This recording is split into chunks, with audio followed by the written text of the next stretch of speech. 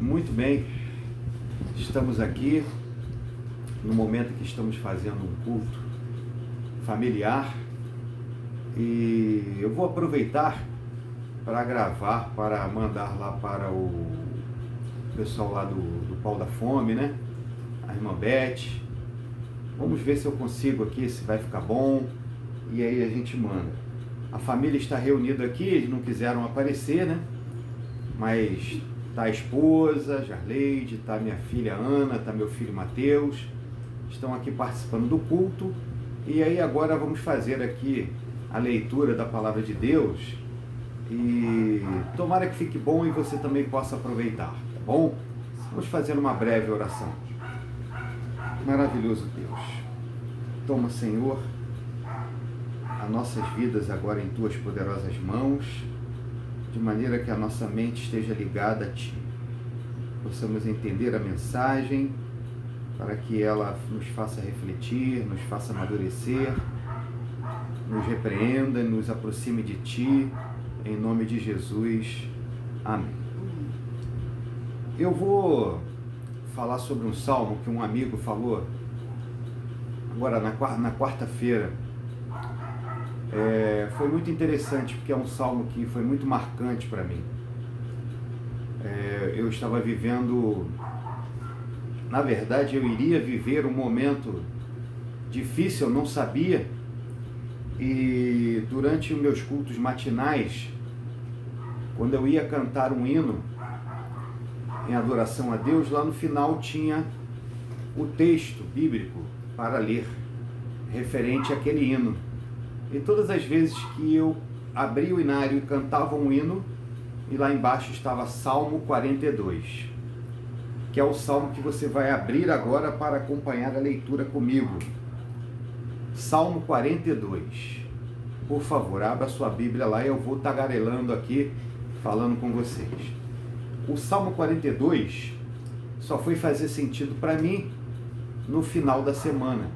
Durante toda aquela semana, de segunda a sexta-feira, todos os hinos que eu cantava, abria lá embaixo, tinha a menção ao Salmo 42. Verso 11. Eu vou ler todo o Salmo, mas naquela ocasião fazia menção ao verso 11, que diz: por que estás abatida, minha alma? Por que te entristeces dentro de mim? Espera em Deus, pois ainda o louvarei a Ele, meu auxílio e Deus meu.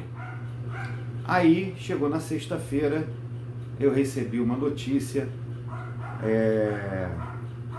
muito triste, mas Deus já tinha amparado meu coração, já tinha me preparado com esse verso, para que eu ficasse tranquilo de que Ele estava no controle de todas as coisas. E foi exatamente assim que aconteceu. Eu não vou me aprofundar muito aqui nessa experiência. Vamos então ao estudo desse salmo. Eu vou fazer uma introdução, depois nós vamos ler o salmo e fazer alguns comentários. Esse salmo é do que os hebreus, né? Os judeus chamam de segundo livro de Salmos, do grupo do segundo livro de Salmos. Eu não sei se você sabe, mas os salmos são cânticos, são poemas e hinos que eles usavam na adoração a Deus no templo, ou seja, era o inário daquele povo. Nós temos um ináriozinho, as igrejas mais tradicionais têm a harpa cristã, né? Alguns chamam de harpa cristã, nós chamamos de inário, com as músicas que nós usamos na adoração a Deus. Tá meio fora de moda, né? Quase não se usa mais, mas eles tinham esse livro. Aliás, os livros, nós temos como um só. O Salmo não é um livro da Bíblia, ele é uma coletânea de músicas que eles usavam no templo.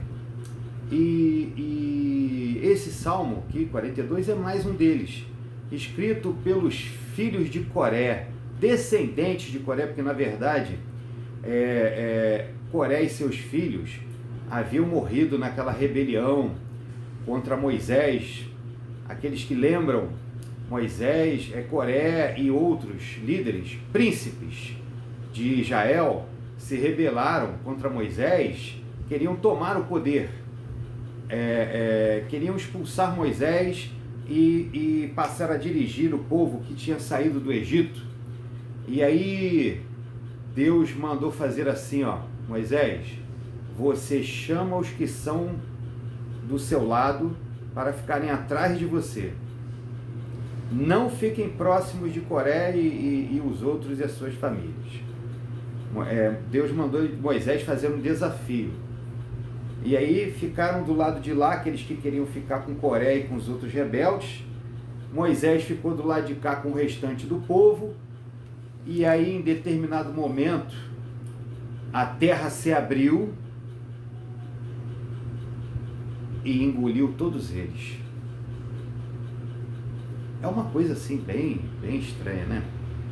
Fazendo uma piadinha boba aqui, será que eles foram sair lá no Japão? Né? Será que o buraco foi tão fundo assim que saiu lá do outro lado do mundo? Eu não sei, eu só sei que eles foram enterrados ali. A terra se abriu e eles foram consumidos. Essa foi uma das ocasiões, inclusive, que Deus praticou a sua justiça, a sua ira, chamada ira divina, justiça divina, de forma prática, de forma bem assim direta.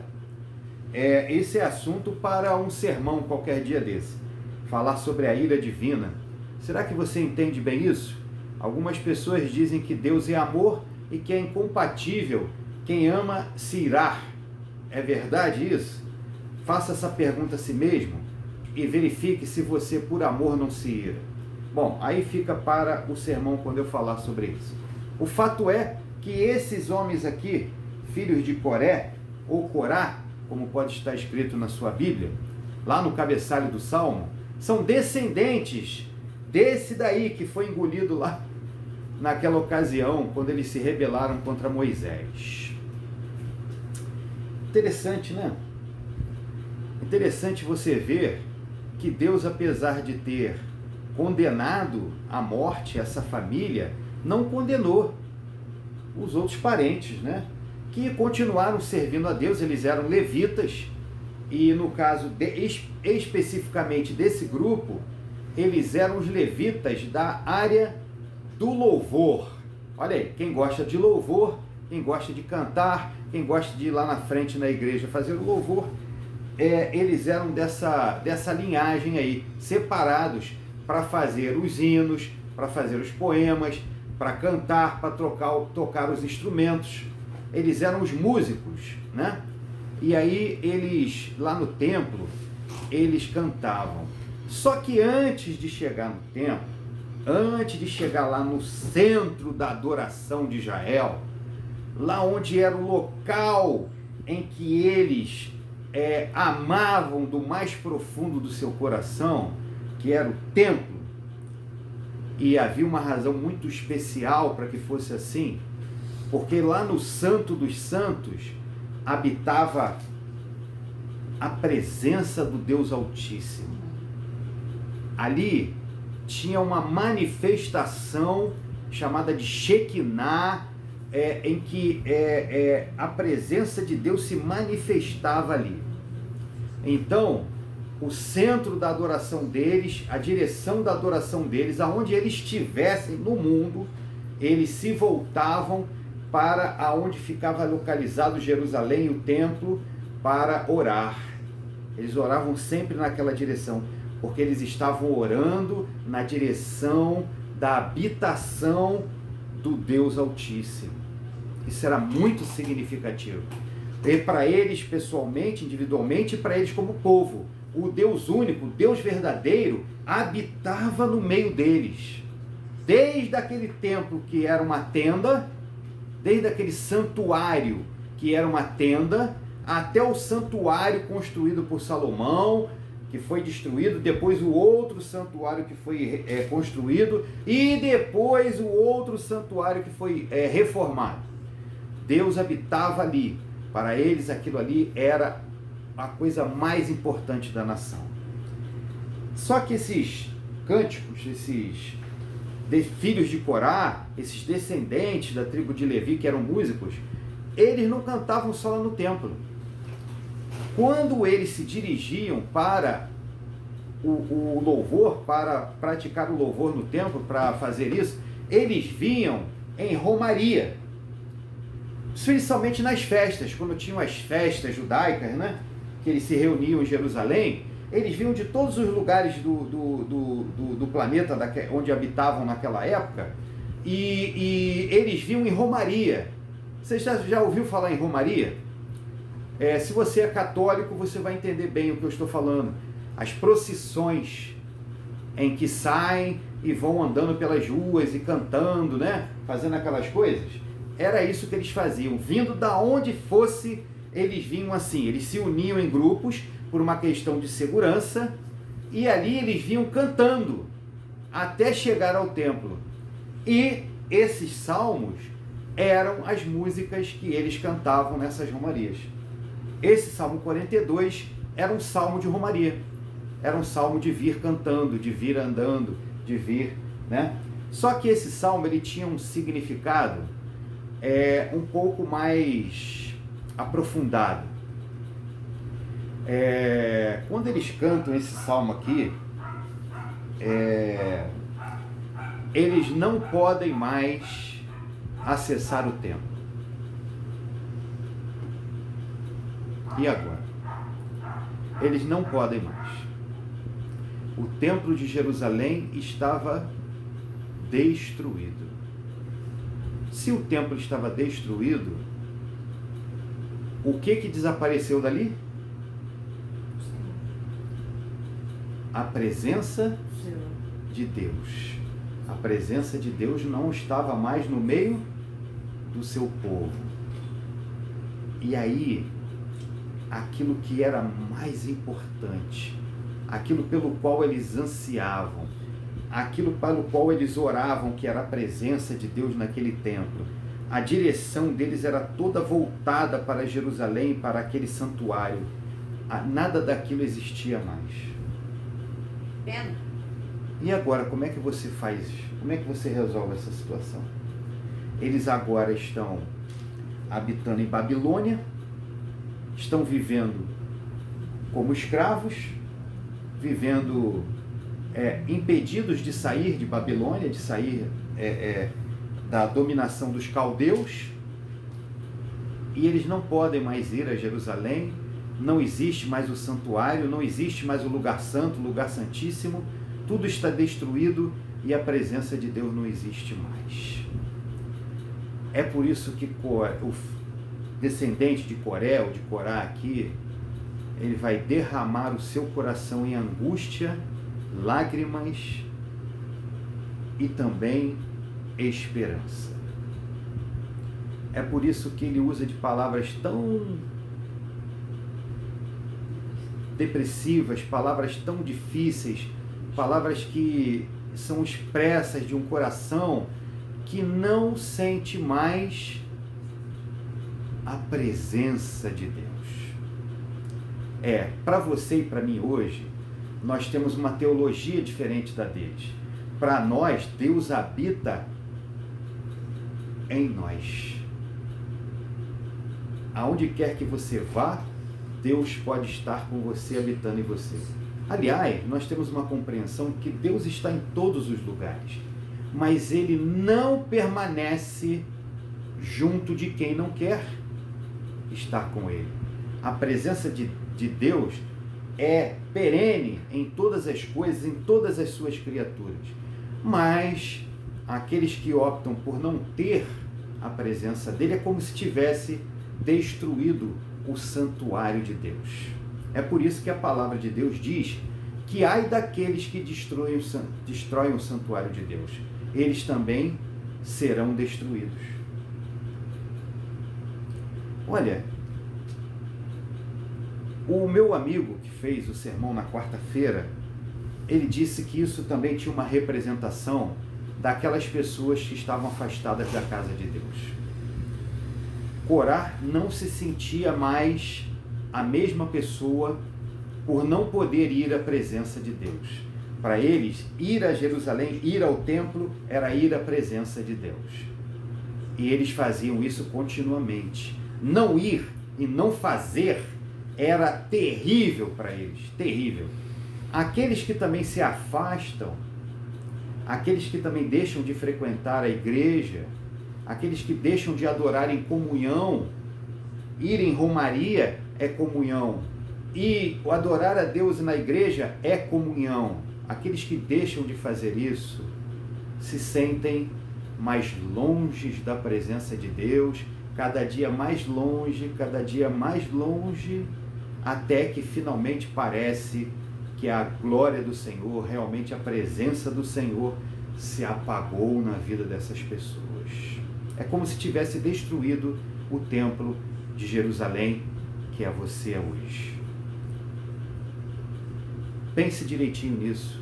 Há quanto tempo você está afastado da comunhão com seus irmãos, da presença de Deus, quando você vai à igreja? Ah, irmão Anderson, eu posso adorar a Deus em qualquer lugar. Eu posso ter a presença de Deus em mim em qualquer lugar. Pode, querido, pode. Mas eu garanto para você que se Deus naturalmente criou a adoração em comunhão, é porque Ele entende que nós precisamos uns dos outros. Nós precisamos adorá-lo em comunhão. O ser humano não foi criado para ser só. Deus não deseja isso para nenhum deles. E também não deseja isso para a sua comunhão, para a sua adoração. Então, querido, eu acho que feito essas observações, nós podemos então agora ler o Salmo. Eu queria fazer uma última observação. Olha só que isso é muito importante. A palavra que eles usam no Salmo para se referir a Deus é Elohim, ao invés de usar Yahvé. Vocês sabem por que a diferença? Isso é muito importante. E é porque é o seguinte, deixa eu até pegar aqui na anotação, que é para mim não errar, porque isso é muito importante. Quando você usa a palavra Elohim, e o salmista o tempo todo está fazendo uma pergunta no Salmo, é indireta essa pergunta: onde está Deus? Onde está Deus? Porque Elohim é quando você diz que Deus é um Deus poderoso, mas é um Deus distante. Agora, quando você fala Yahvé, ou Javé, traduzido já para o português, aí você está dizendo o seguinte, que Deus é transcendente, é universal, Deus está próximo. Como Ele está próximo de mim agora, está próximo de você. Entende qual é a diferença desse significado? Se ele estivesse usando Yahvé, ele estaria dizendo: eu estou na presença de Deus. Deus está aqui. Deus está se manifestando. Deus é o Deus deste lugar. Quando ele fala Elohim, ele está dizendo: Deus é poderoso, mas ele está distante. E é por isso que nesse salmo ele só usa a palavra Elohim para se referir a Deus. Agora nós vamos ler o salmo aqui, e aí eu espero que com essa introdução tenha ficado bem claro para você as palavras escritas neste salmo. Verso 1: como suspira a corça pelas correntes das águas, assim por ti, ó Deus, suspira a minha alma. Preste atenção aqui em mim, ó. Olhe para mim, porque é assim que ele está fazendo, olha.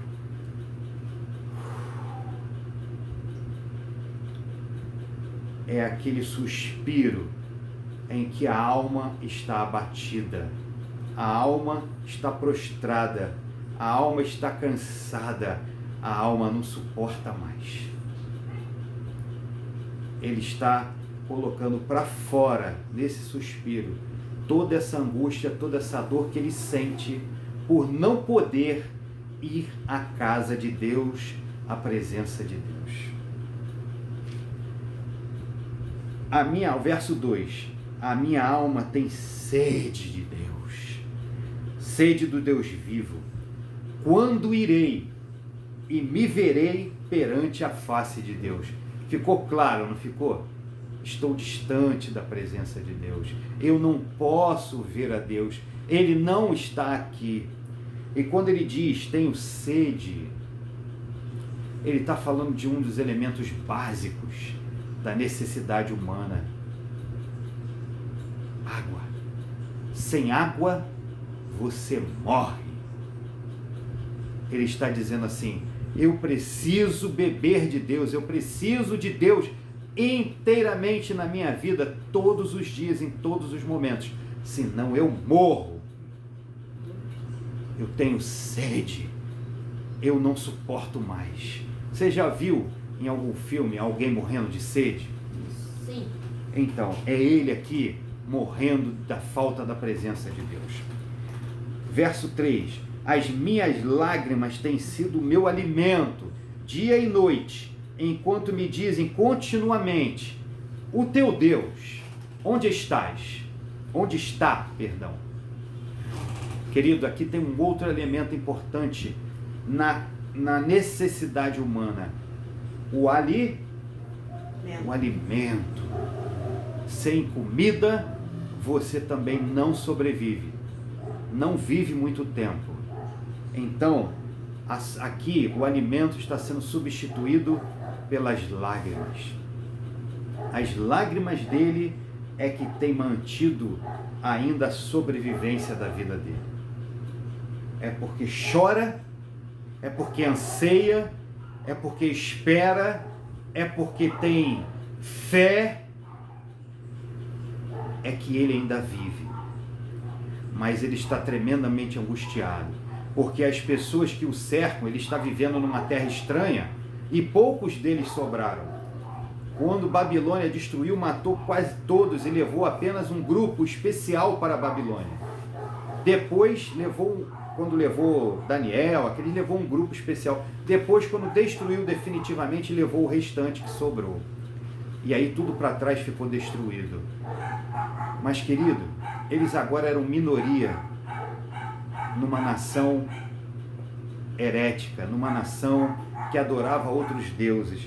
E como eles haviam vencido a guerra, e eles entendiam naquela época que vencer a guerra era porque o seu Deus era o mais poderoso, então eles podiam escarnecer dos judeus, eles podiam rir dos judeus, eles podiam, brincar, contar piadas. Então, quando ele diz, onde está o teu Deus, eles estão fazendo isso. E aí, esses descendentes de Coré aqui, que escreveram esse salmo, estavam arrasados por causa disso. Porque o nome de Deus, o Javé, o Deus Altíssimo, o Elohim, o El Shaddai e os outros mais que você lembra aí agora, estava jogado na lama o nome de Deus. Por causa deles. E aí, continuando no verso 4. Lembro-me destas coisas e dentro de mim se derrama a alma. E aí aqui, presta atenção, a romaria. De como passava eu com a multidão de povo e os guiava em procissão à casa de Deus. Entre gritos de alegria e louvor. Multidão em festa. E assim eles iam cantando e gritando. O que você gritaria nessa hora? Glória a Deus, não é isso? As pessoas gritam, né? Essas coisas assim. Ah, Senhor, Hosana, Hosana. Então iam gritando. Verso 5. Por que estás abatida, ó minha alma? E aí aqui é a demonstração de fé. Por que te perturbas dentro de mim? Espera em Deus, pois ainda o louvarei a Ele, meu auxílio e Deus meu. Espera no Senhor. Ou seja, demonstra confiança de que Deus ainda vai restituir, Deus ainda vai restaurar, Deus ainda vai salvar, Deus ainda vai se manifestar poderosamente como sempre fez no meio do seu povo. Ele crê que Deus o levará novamente à casa do Senhor. Então ele diz, não continue perturbada a minha alma, não continue angustiada, porque Deus vai fazer novamente essas coisas. Verso 6, sinto abatida dentro de mim a minha alma, lembro-me, portanto, de ti. Aí é na terra prometida, né? Nas terras do Jordão, e no Monte Hermon, e no outeiro de Mitzar. Lá na terra que Deus havia prometido àquela descendência a Abraão, ele lembrando de como era linda, como era maravilhosa, o rio Jordão, a sua vida, tudo em torno dele, aqueles montes, o Monte Hermon, verdinho embaixo no vale e coberto de gelo no topo, como se fosse um pão de açúcar, né, que você compra na padaria, aquele pãozinho cheio daquele açúcar de padeiro. Era o Monte Hermon, coberto lá no topo pela neve. Era uma imagem linda, linda. Verso 7. Um abismo chama outro abismo, ao flagor das tuas cadatupas, todas as tuas ondas e vagas passaram sobre mim. Queridos, ele pode estar lembrando aqui de quando o Rio Jordão entrava no processo de descongelamento do Monte Hermon, e aí provoca aquele efeito que nem nas cachoeiras, tem um nome para isso, se alguém lembrar, me ajude, em que você corre perigo, você tem que sair da cachoeira rápida, que vem aquela... Não é... vem aquela água, a tromba d'água, minha esposa lembrou aqui.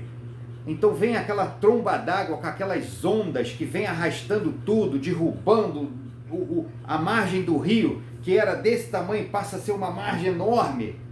Ele está lembrando aqui das imagens do Monte Hermon descongelando e transformando o Rio Jordão num rio de vida, mas ao mesmo tempo...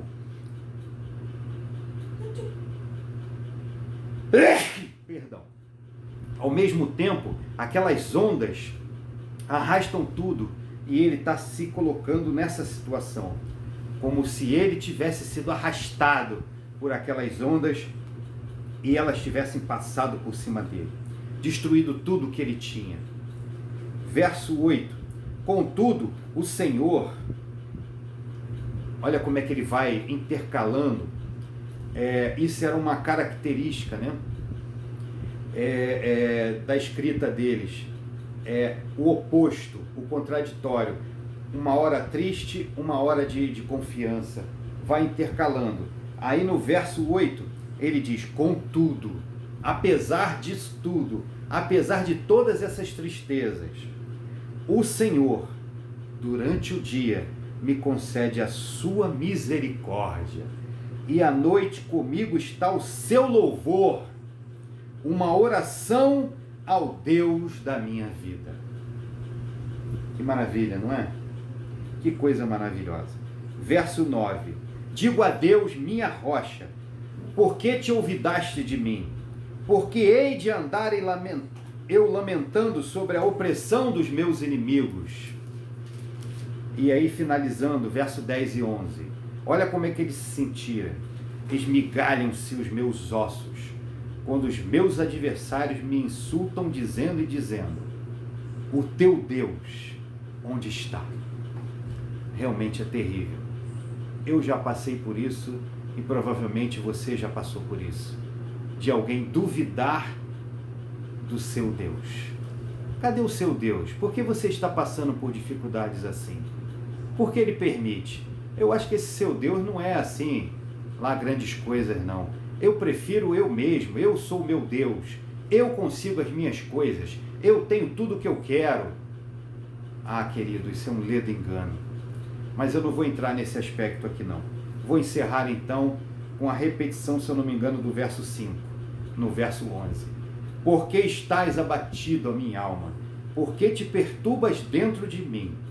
Espera em Deus, pois ainda o louvarei a Ele, meu auxílio e Deus meu.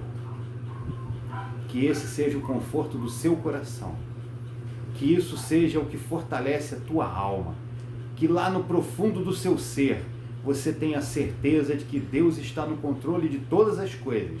E ainda que no momento Deus seja para você apenas Elohim, como era para ele, que parece que está distante, que parece que não está vendo você, não se esqueça que ele também é Yahvé, é Javé, é o Deus Todo-Poderoso, que é transcendente e emanente, que está sempre presente e sempre próximo de você, e quando ele se levanta, não há quem possa impedi-lo.